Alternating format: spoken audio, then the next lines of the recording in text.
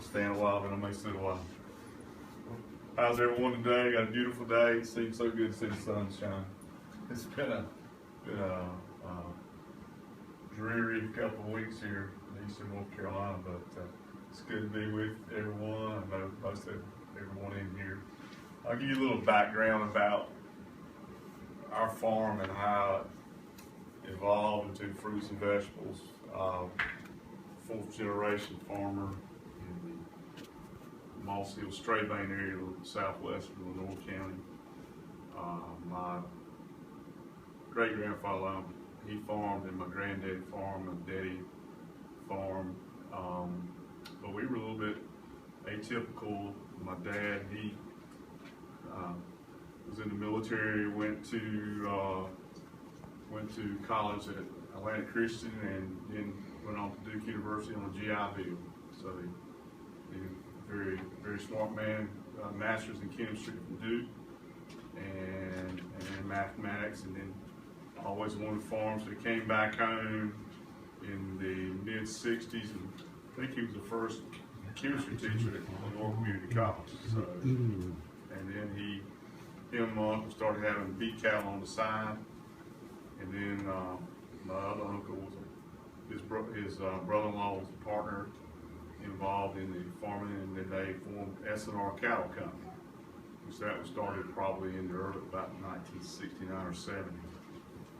And this involved in raising beef cattle, and also they started growing hogs, farrow to finish, with the pigs to the market size hogs, and that continued up till 1979. At that time, they were doing something very similar to what they do with hogs and poultry. They were finishing it out, which was taking them like 500 pounds and putting them up to 1,100 to 1,200 pounds, which then they went to market there for the beef.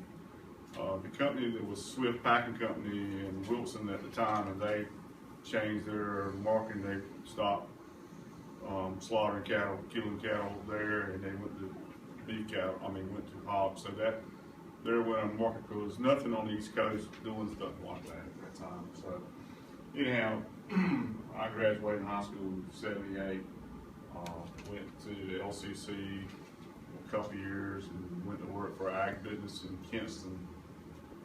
But I always wanted to farm. So Dad, having the education he had from Duke, was able to go to work for NC Department of Ag and the Food and Drug Administration and taking feed samples. But at that time, we were in the heart of tobacco country, but we didn't have the equipment to grow tobacco. My uncle grew tobacco, but I didn't. Daddy didn't. So we decided, Dad decided, in his travels, he had a large territory. He was actually taking feed samples from pet food to these large hog and poultry operations.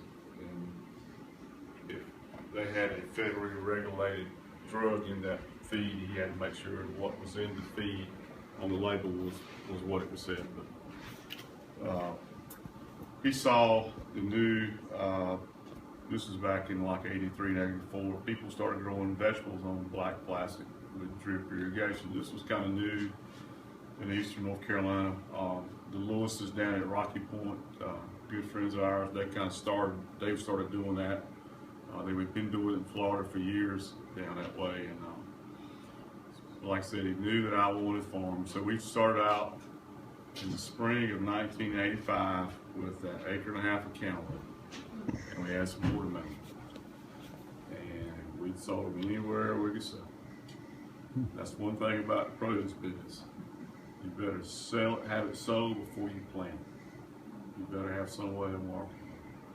But we were fortunate enough that we made some contacts with some military bases, that we did some direct commissary delivery. So in 1985, we were riding up down Highway 7 to Cherry Point, or going down 258 to Camp Lejeune with a wore-out truck, and we were carrying fresh fruits and vegetables to these commissaries.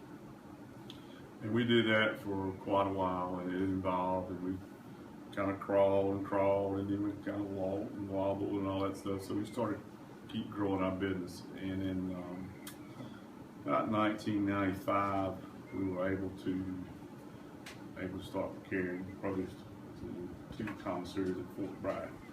With the 2 commissaries at Fort Bragg, we buy enough in a week that you can take all the other commissaries and buy them. I mean, that's just how huge that's how huge Bragg is at McKinsey. So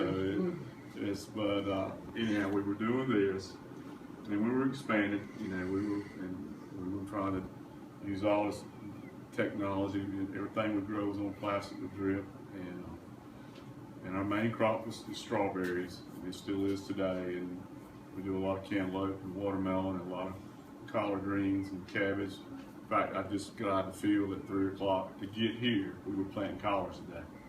So we were in the field today. So we're trying to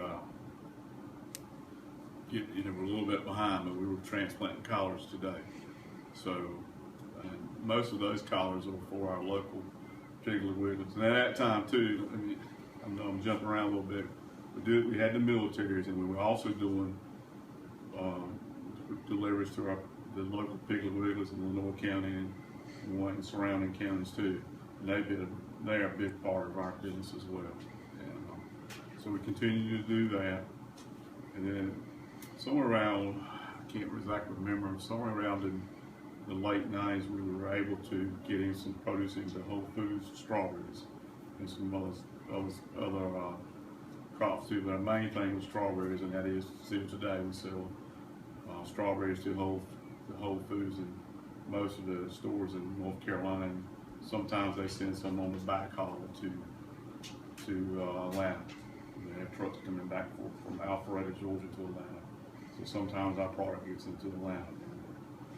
And then around in 2006, there was some changes with DECA, which is a Defense Commissary Agency. They went to more of a privatized group that handled their produce procurement, and that's called Military Produce Group. Well, they knew that we had been working with them for years and years, and they really liked these commissaries wanting our stuff. So we started selling, instead of going to each store, we started selling more volume to Norfolk, to Savannah, and sometimes to Birmingham, Alabama, and they would distribute it to each individual commissaries.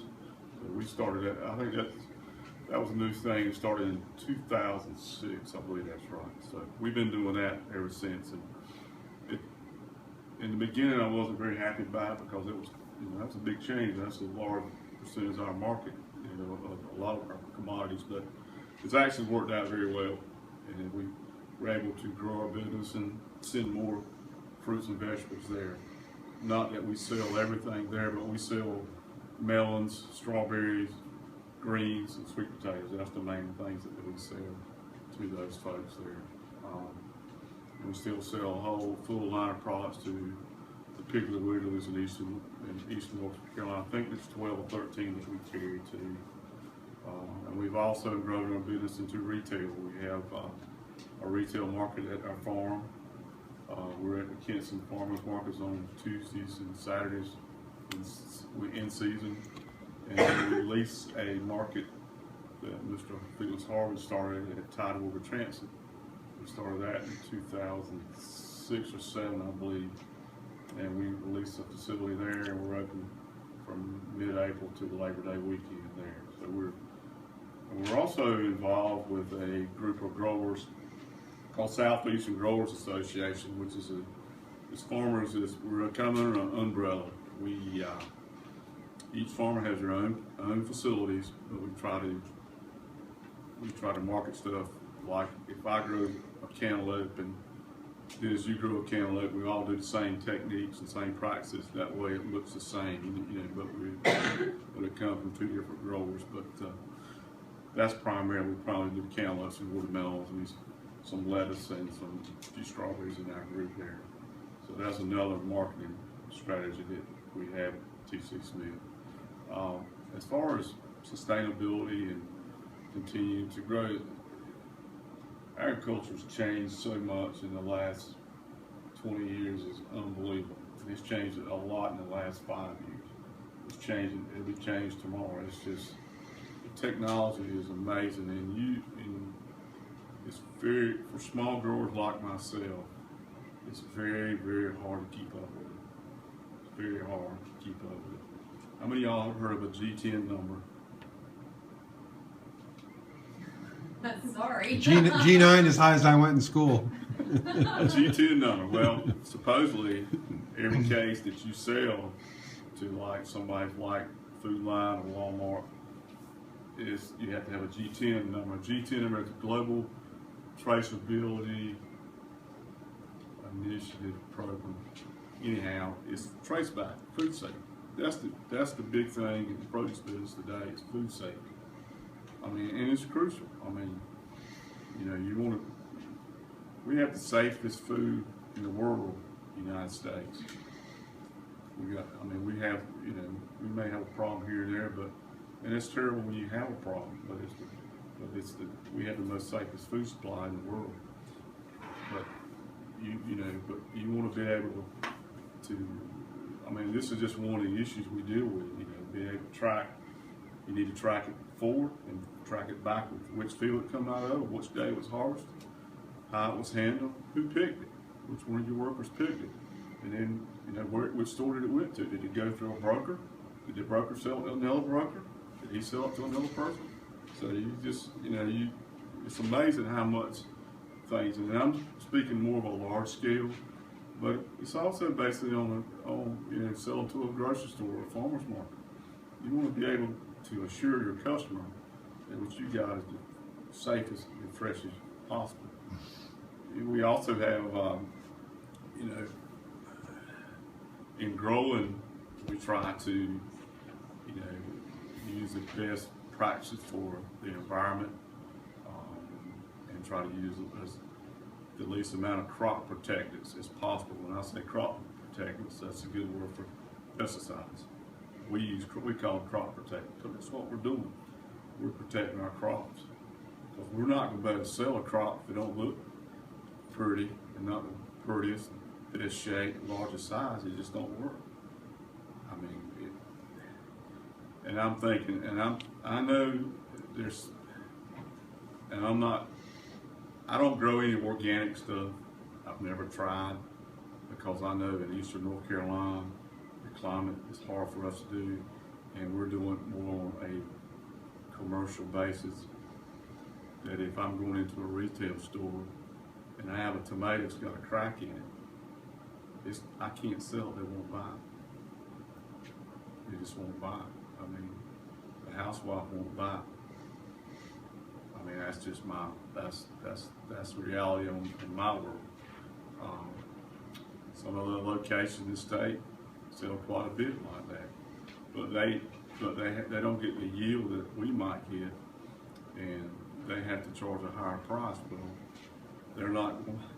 It's just depending on where you are in the area, but I don't knock it, and I would love to do as more of it as possible. We try to put compost on our soil. We've kind of gone away from that, and the reason why we went away from it is the cost of getting the compost to our farm from the people that make it. We don't make it, and it's the cost of doing it that, because you can do all the good things you can, but still you got to be sustainable. You got to be profitable. You got to make. You got to be where you make a living. At the end of the day, is you got to be where you can farm again. And, if you take out loans to buy equipment or to operate your business, you got to be able to pay them. Pay that money back. But we try to keep up with all the new technologies possible. We have a great group of workers that help us. That's another key issue is the produce business is labor. It's so labor intensive.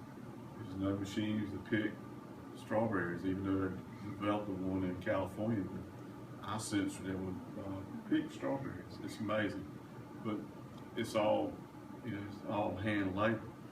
40% of our expenses is labor. So, you know, so that's a big issue, having good labor to get the job done and done correctly. We're very fortunate. We have workers that come from Mexico every year through the H-2A program, and they're like family. I've got one guy's been here since 1999. So, yeah. Are you asking a question, Dennis? Yes, sir. We're going to be getting a little tight time-wise here.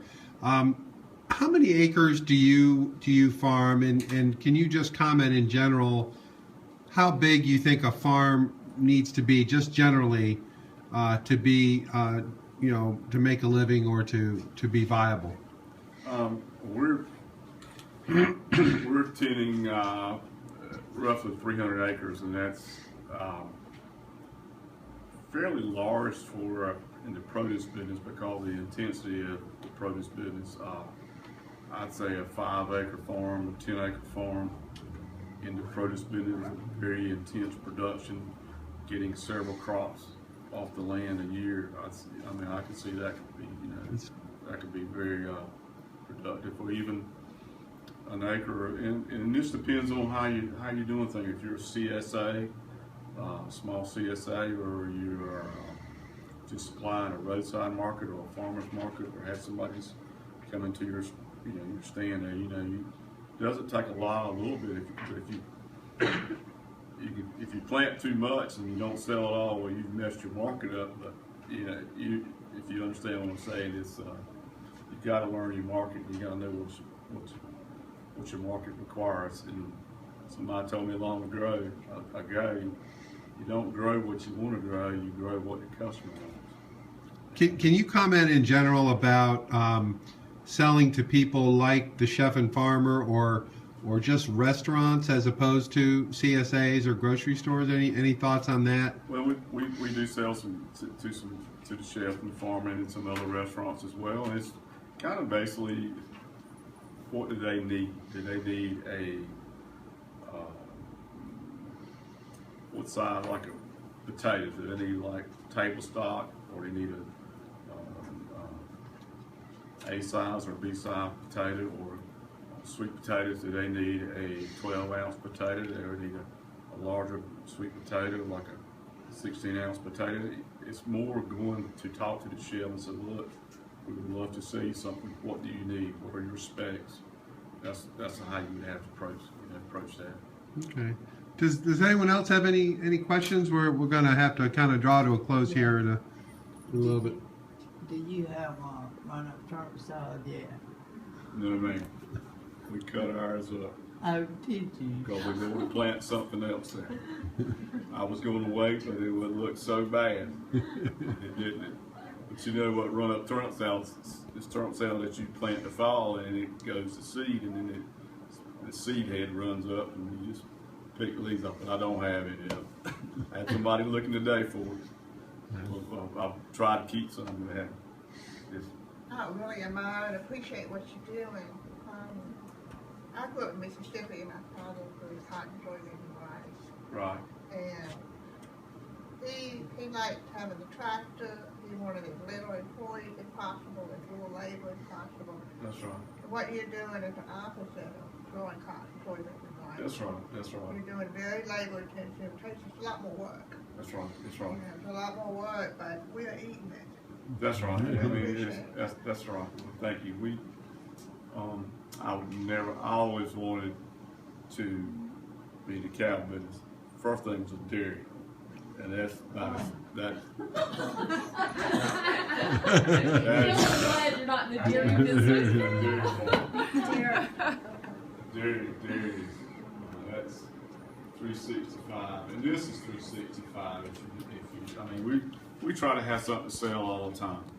We try to have. This time of year we're still supplying our Piggly Wigglies, but we're getting collars that are coming out of Florida from another grower who has a farm in Florida to get the old-fashioned cabbage collars. But that's where our customers want, and that's what we try to get them. But yeah, it's you've got to have, in my opinion, I've seen several young people want to work on a farm. It's got to be instilled in you. You got to have it in your soul, in your blood to, because there's some things you don't walk away from it on Friday afternoon, come back to it on Monday morning, even though I'd love to do it. But it's things like, I had not planned to plant collards today, but we're gonna wait till Monday. Well, it was so pretty, and I kept looking at it, because I didn't want, you just don't go find collard plants or cabbage plants anywhere, you know. So I didn't want to risk having a heavy frost tonight, so I kept watching the weather, checking the forecast to see how cold it was going to be. And it looks like the wind's going to blow a little bit tonight. That'll keep the air mixed and we won't get a heavy frost. So we decided we'd go to the field, and it looks like a lot of rain next week. You know, and the weather pattern too, I know we'll wrap it here. One day last week, I have a forecast just from our strawberry field for our area, for our location.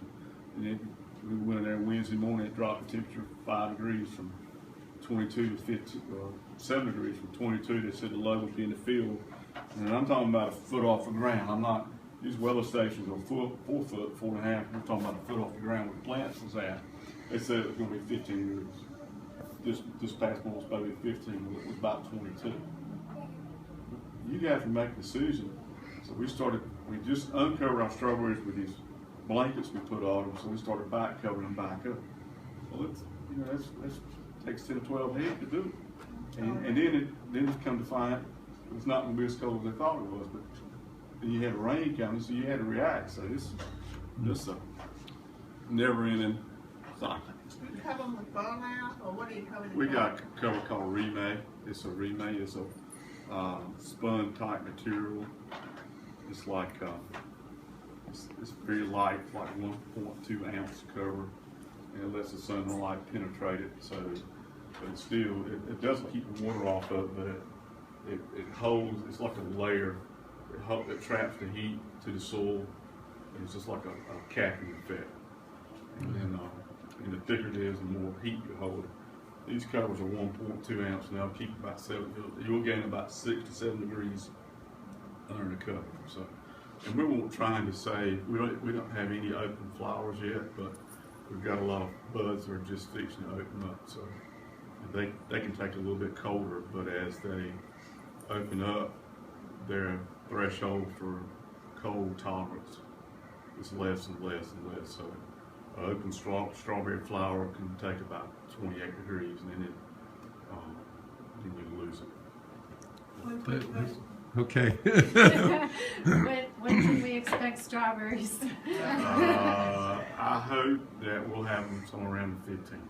Okay, great. And it looks like it's going to moderate, but wet, but moderate. There's a lot of tight little flowers just fixing to open up, and the days are getting long too. The day length makes a lot of difference too. Once these days get long, that wakes them up too. So I hope we were still on goal for the 15th, but Mother Nature's got it. Thank you, Curtis, very, very much. All right, you're everybody. welcome. All right.